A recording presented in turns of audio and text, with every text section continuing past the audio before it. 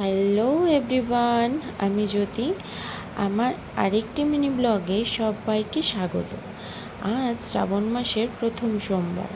তো জানোই এই শ্রাবণ মাস আমাদের ভোলানাথের জন্ম মাস। তো এই মাসে আমরা কম বেশি সবাই এই শিব পুজো করে থাকি।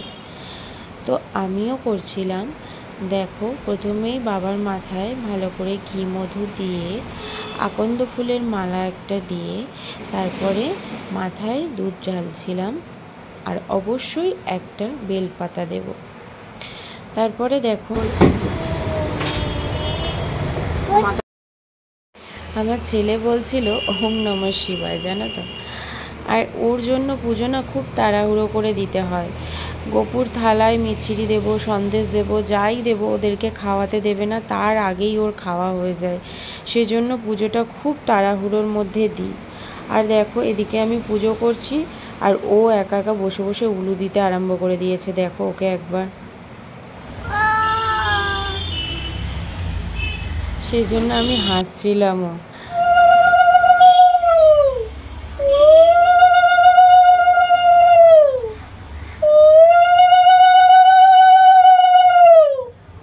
তারপর পুজোর শেষে আমার ছেলেদের সাথে একটু সেলফি তুলে নিলাম।